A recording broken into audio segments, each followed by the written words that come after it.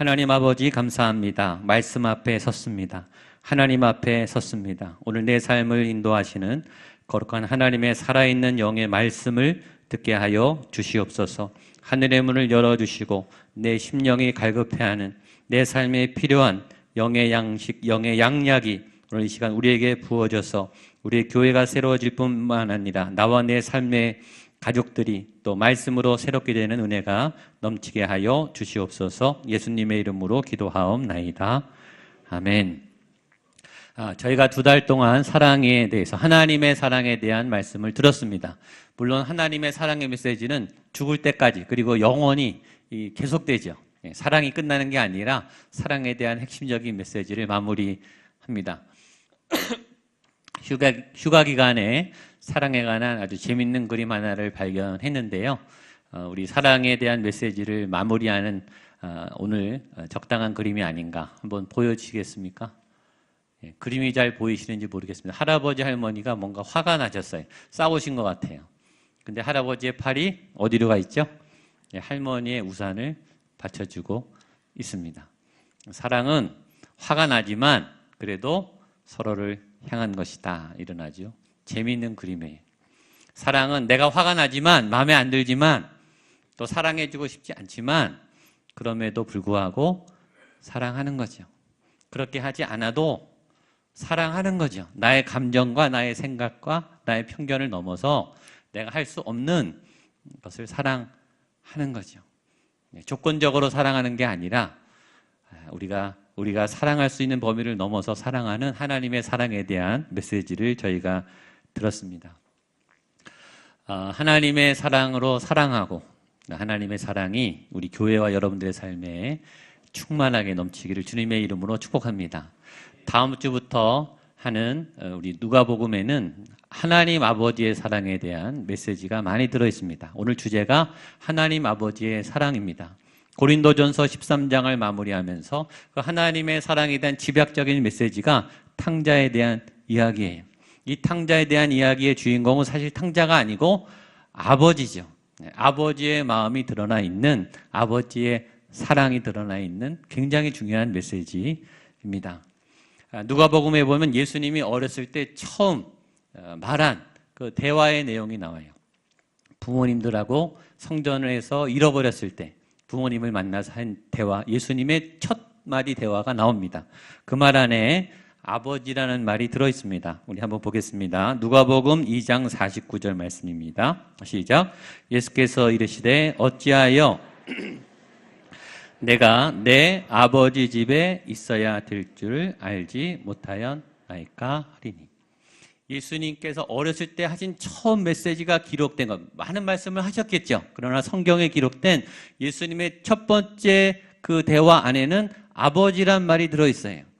그리고 예수님이 돌아가실 때, 십자가에 달려서 돌아가실 때 마지막으로 숨을 거두시기 직전에 하신 말씀 안에도 아버지란 말이 들어있습니다. 누가복음 23장 46절입니다. 같이 보겠습니다. 시작. 예수께서 큰 소리로 불러 이르시되 아버지 내 영혼을 아버지 손에 부탁하나이다 하고 이 말씀을 하신 후 이상하게 누가복음에서 예수님의 첫 마디와 마지막 마디는 아버지라는 공통점을 갖고 있어요. 아버지에 대한 말씀으로 시작해서 아버지 앞에 내 영혼을 부탁한다 라고 하는 아버지께 의탁하는 기도로 예수님의 메시지는 마감됩니다. 예수님은 아버지를 사랑했고 아버지께 순종했고 아버지의 뜻을 이루기 위해 이 땅에 오신 착한 아들이에요. 순종하는 아들이죠. 우리가 잘 아는 구약의 창세기 1장 1절은 태초에 하나님이 천지를 창조하셨다. 물론 아버지란 말이 안 나오지만 거기에는 하나님 아버지께서 이 세상을 창조하셨다라고 하는 위대한 선언이 나와요. 그러면 구약의 마지막 말씀은 어떻게 끝날까요? 구약의 마지막 성경은 뭐죠? 말라기예요. 말라기는 4장까지 되어 있습니다. 말라기 4장 6절로 구약이 끝나요. 말라기 4장 6절에 아버지란 말이 나올까요? 안 나올까요?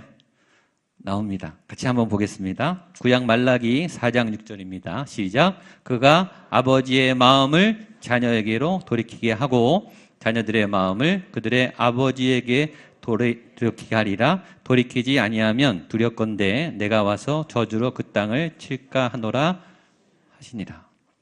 창세기는 하나님이 태초에 천지를 창조하셨다. 하나님 아버지가 시작하셨다. 아버지의 위대한 선언이 나옵니다.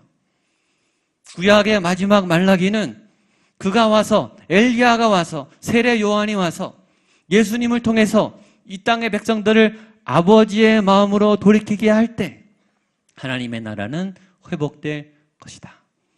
구약의 처음과 마지막도 아버지예요. 예수님의 첫 마디와 마지막 말씀도 아버지였고 구약의 시작과 마지막도 아버지예요. 성경은 하나님에 대한 책이에요. 하나님을 증언하는 책이에요. 하나님의 말씀이 담겨있는 책이죠. 우리가 지향하는, 우리가 이상으로 꿈꾸는 그 아버지, 본향의 아버지, 진짜 아버지, 참된 아버지, 그 아버지를 향한 말씀이 성경책입니다. 하나님께서 우리에게 인간의 아버지를 주셨습니다. 인간의 아버지를 주신 이유는 하나님 아버지를 좀 더 잘 이해하게 하심 때문이죠. 좋은 아버지가 있는 가정은 흔들리지 않습니다. 좋은 리더가 있는 공동체는 든든해요. 좋은 아버지, 친절한 아버지, 능력 있는 아버지, 강한 아버지, 인자한 아버지, 친구 같은 아버지. 모든 사람에게는 아버지가 필요해요.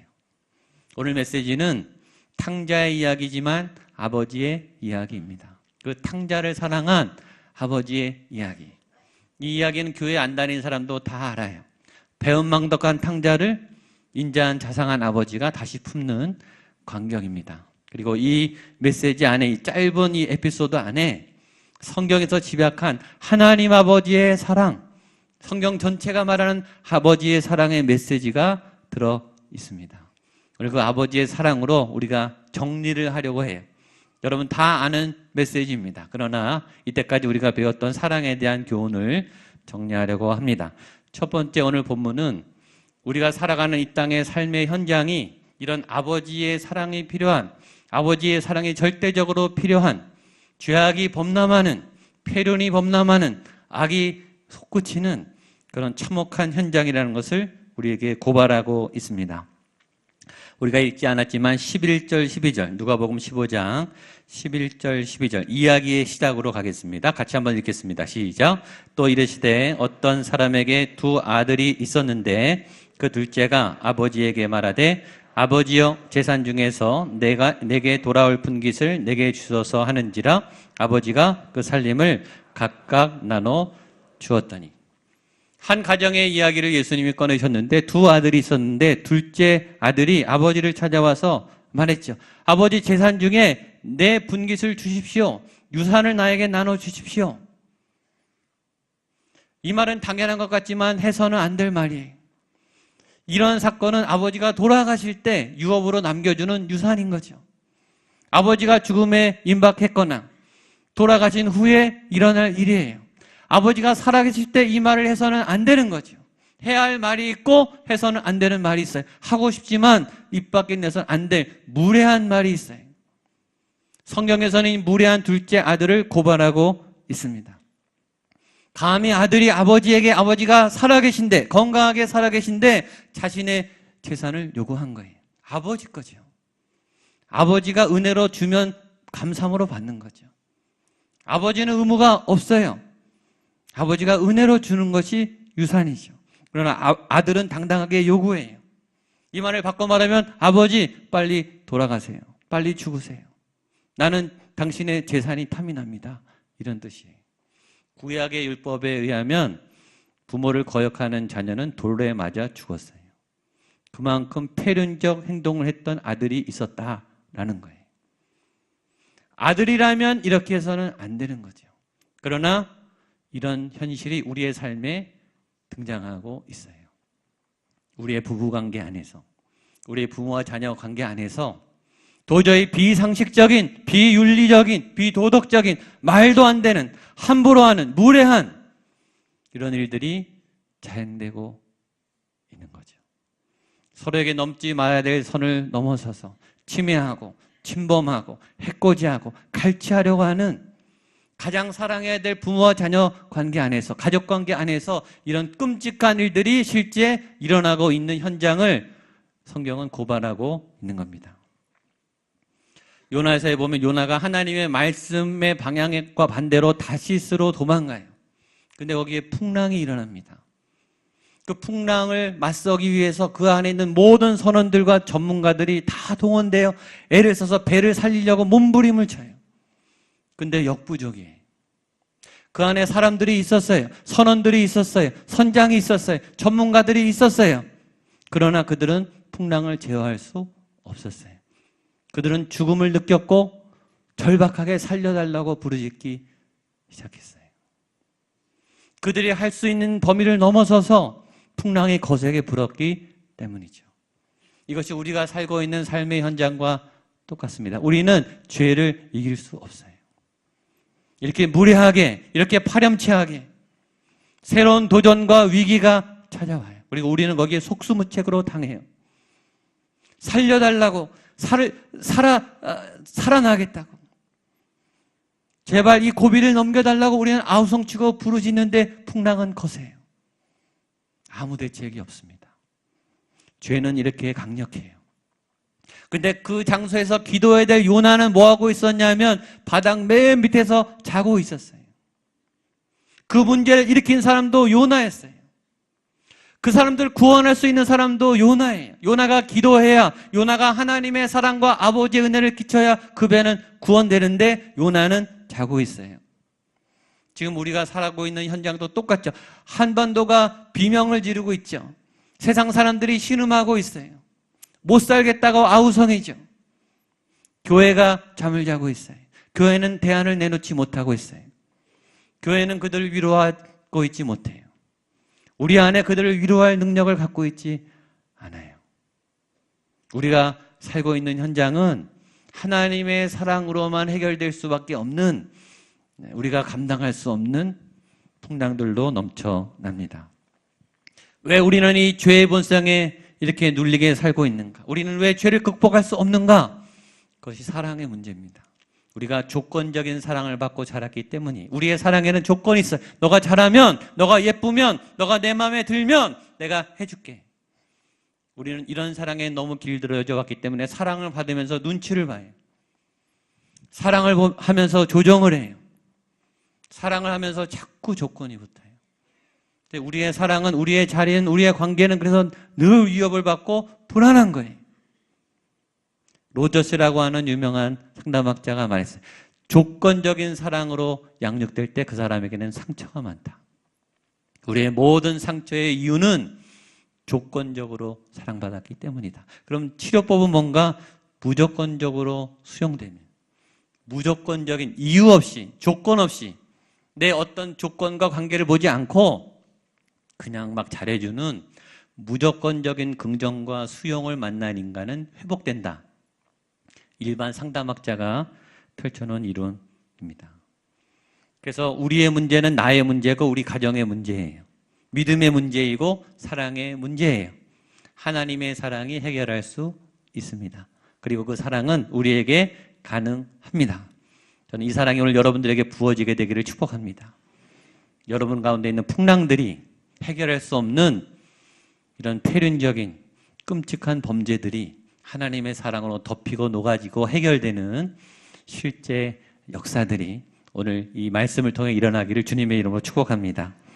아버지를 통해 보여준 하나님의 사랑, 첫 번째는 우리가 잘 아는 기다려주는 사랑입니다. 20절 말씀을 같이 보겠습니다. 시작. 이에 일어나서 아버지께로 돌아가니라. 아직도 거리가 먼데 아버지가 그를 보고 측은히 여겨 달려가 목을 안고 입을.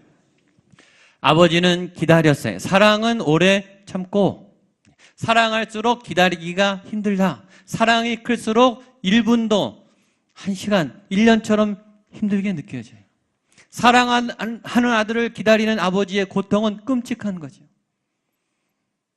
그러나 사랑은 기다리는 거죠. 사랑하기 때문에 기다릴 수 있는 힘이 생기는 거예요. 사랑은 기다림입니다. 기다릴 수 있는 사랑, 준비하고 기다릴 수 있는 사랑, 우리가 공부한 사랑입니다. 하나님이 우리를 기다리고 계시다. 지금도 우리가 돌아오기를 기다리고 계시다. 우리가 하나님의 마음으로 회복되기를 하나님이 기다리고 계시다라고 하는 말 안에는 하나님은 지금 고통받고 계시다라는 말이죠. 우리를 참으시기 때문에 나 때문에 하나님이 고통스러운 기다림을 하고 계신 거예요. 두 번째 아버지의 사랑은 낭비하는 사랑입니다. 12절 말씀과 20절 말씀을 보겠습니다. 같이 보겠습니다. 12절입니다. 시작. 그 둘째가 아버지에게 말하되 아버지여 재산 중에서 내게 돌아올 분깃을 내게 주소서 하는지라. 아버지가 그 살림을 각각 나누어 20절입니다. 이에 일어나서 아버지께로 돌아가니라. 아직도 거리가 먼데 측은히 여겨 달려가 목을 안고 입을 맞춰. 사랑은 말로 하는 게 아니라 사랑은 실체가 있어야 되죠.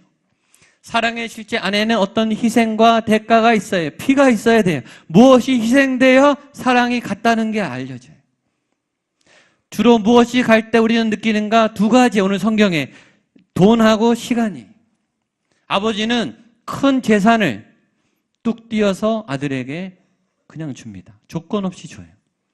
아버지가 주했거나 머뭇거렸다는 말이 없어요. 후회했다는 말도 없어요. 일단 주고 끝이에요.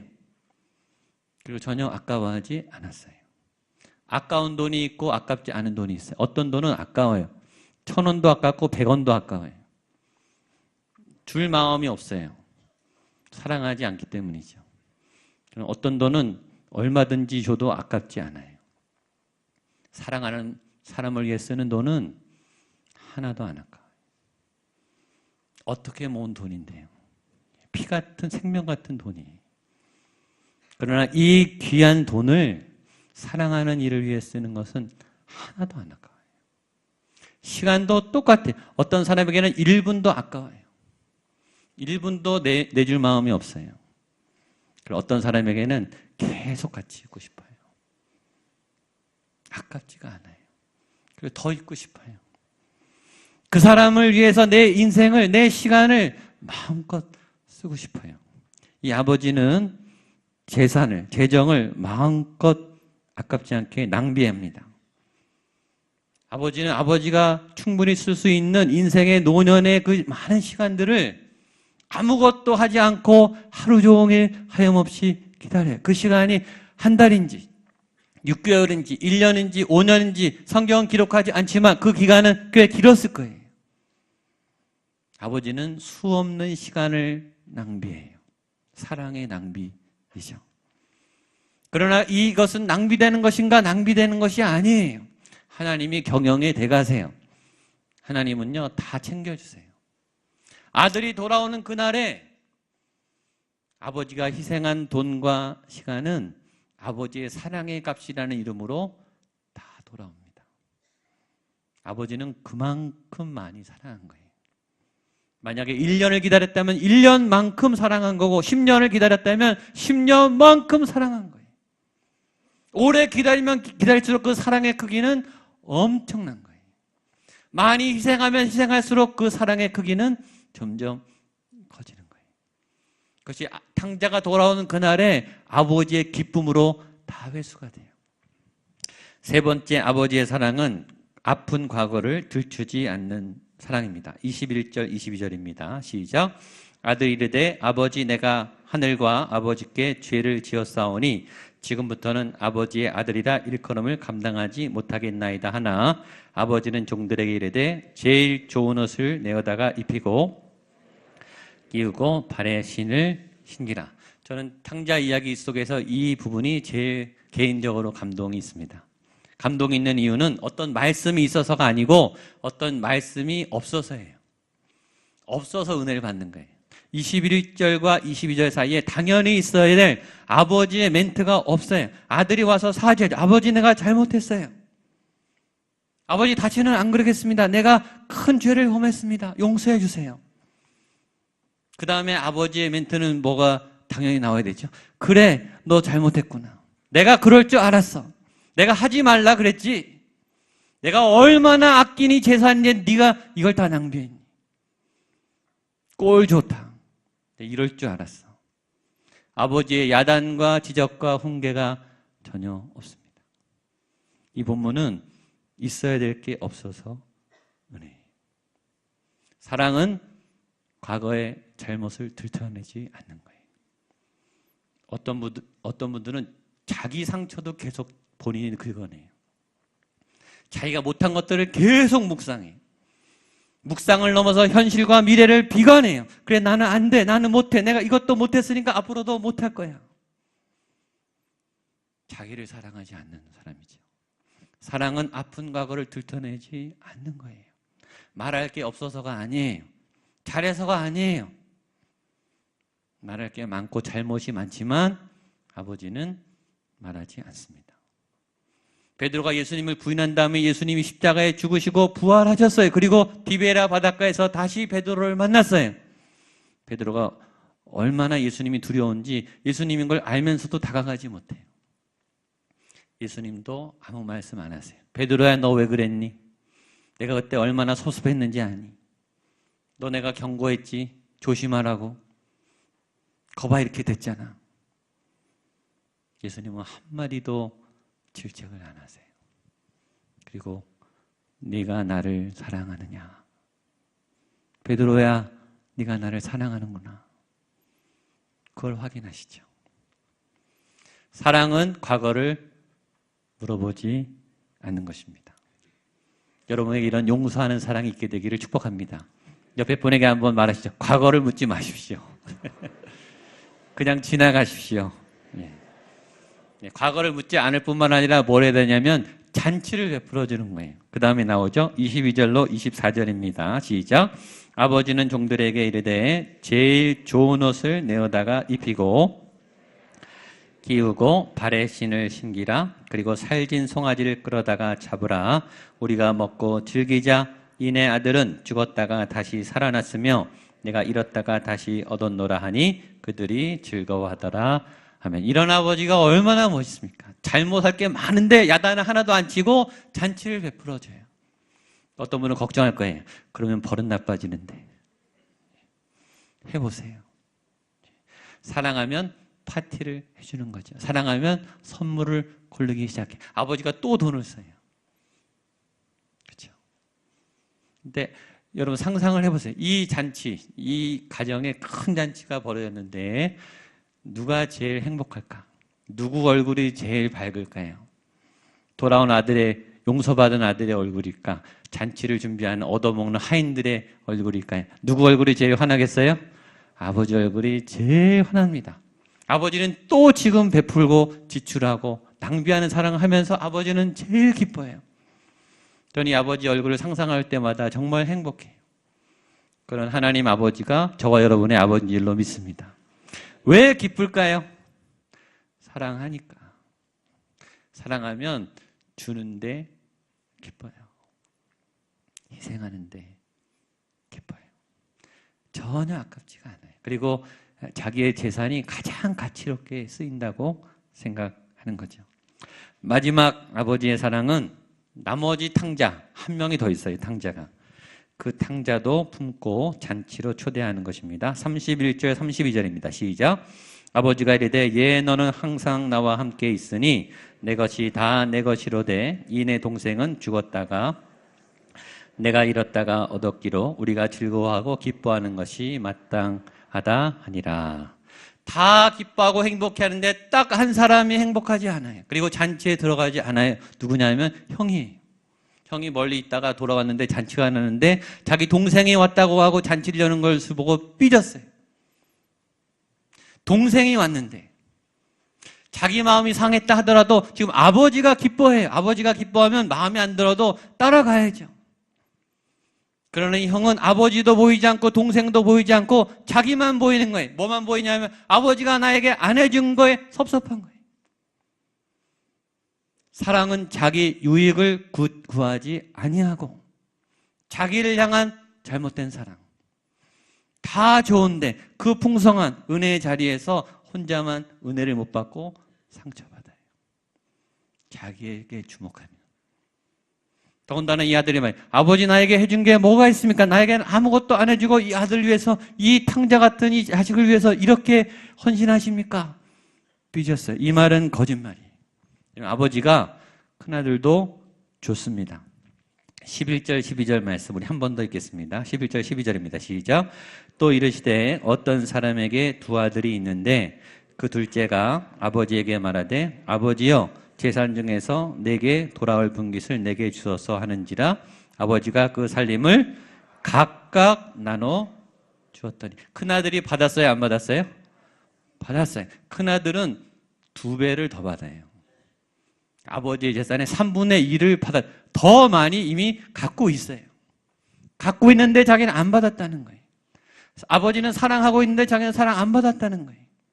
이렇게 왜곡된 사랑, 삐뚤어진 사랑, 섭섭한 사랑, 잔치에 못 들어가요. 제가 아버지 같으면 그냥 귀싸대기를 때리겠어요. 정신 차리라고. 철 좀 들으라고. 너가 장남이냐고. 근데 이 아버지는 야단치지 않고 이 탕자도 품어줘요.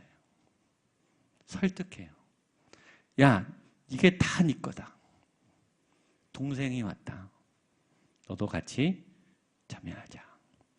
툭탁툭탁 하고 이 아들도 잔치로 데려가요.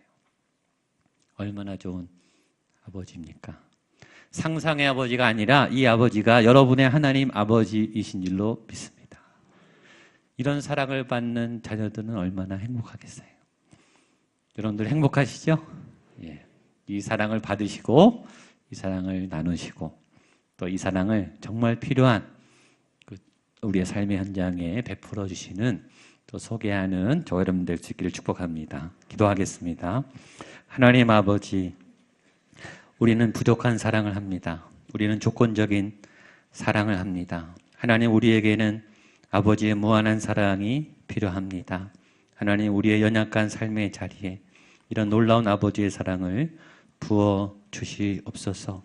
우리가 소외되고 왜곡되고 삐뚤어진 잘못된 사랑에 기인해서 상처받는, 그리고 잔치의 자리에서 참여하지 못하는 우리의 연약함을 품어주시고 다독거려 주셔서 하나님의 거룩한 축제와 잔치의 자리로 우리를 인도하여 주시옵소서. 예수님의 이름으로 기도하옵나이다.